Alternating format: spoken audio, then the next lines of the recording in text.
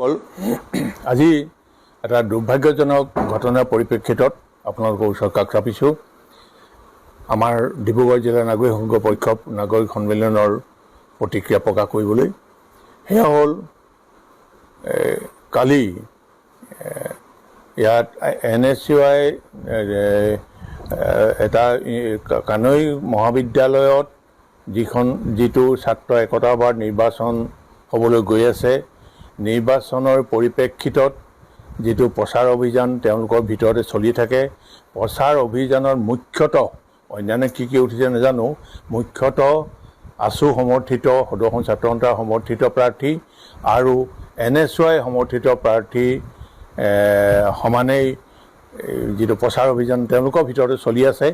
সেই প্ৰচাৰ অভিযানৰ মাজত প্ৰতিদ্বন্দ্বিতাই এনেকুৱা পৰ্যায়লৈ গুচি গ'ল, এটা গুণ্ডাগিৰি এটা অৱস্থালৈ গুচি গ'ল। আছুৰ যি একাংশই আছুৰ সমৰ্থকে NSUI সমৰ্থকৰ ওপৰত মানে আক্ৰমণ, এনেকুৱা ধৰণৰ প্ৰথমতে আক্ৰমণ চলাল যে তেওঁলোকক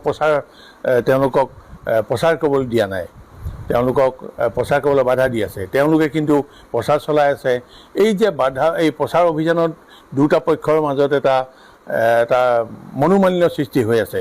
সেই মনোমালিন্যই গৈ এনেকুৱা হ'লগৈ, এটা এঘৰ মানুহৰ ঘৰ, ভাড়াঘৰত থকা মানুহৰ ঘৰতো কেণ্ডিডেটৰ সমৰ্থক প্ৰাৰ্থীৰ সমৰ্থককো আছুৰ সমৰ্থিত প্ৰাৰ্থীয়ে আক্ৰমণ কৰিলেগৈ।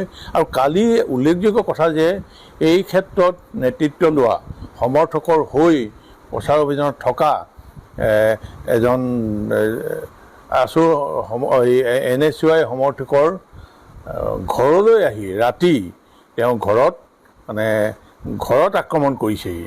মানে বাহিৰৰ পৰা প্ৰায় 50-60জনমান আছুৰ সমৰ্থকৰ ল'ৰাই বাহিৰত আহি এই যিটো ৰেচিডেঞ্চিয়েল এৰিয়া গোটেই হুলস্থুল কৰি, এইটো এনেকৈ শুনামতে তেওঁলোকে বৰ অশ্লীল এটা পৰিৱেশ, অভাৱনীয় এটা পৰিৱেশৰ সৃষ্টি কৰিছে।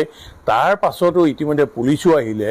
পুলিচ আহি আন এঘৰত আকৌ আৰু এঘৰ ওচৰতে আৰু এজন আছিলে, তেওঁলোকলৈ সেই আছুৰ সমৰ্থক গুচি গ'ল। আৰু আছুৰ সমৰ্থক গুচি যোৱাৰ পিছত তাতো গৈ সেই ল'ৰাকেইজনক পুলিচে গ্ৰেপ্তাৰ কৰিলে।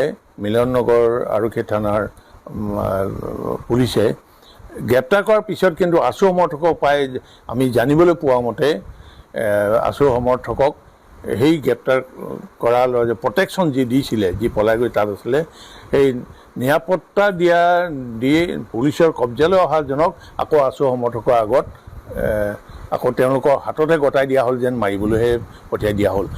এইবোৰ এতিয়া মূল কথা হ'ল এই গোটেই কথাখিনি ডিব্ৰুগড় জিলা নাগৰিক সন্মিলনৰ পক্ষৰ পৰা আমি কোনো এটা কথা দেখা নাই, কোনো এটা শুনা নাই, কিন্তু পৰিৱেশ পৰিস্থিতি তাৰে দুজন ল'ৰা ইতিমধ্যে ডিব্ৰুগড় সদৰ থানাত লকআপত আছে, গ্ৰেপ্তাৰ কৰি থৈ গৈছে।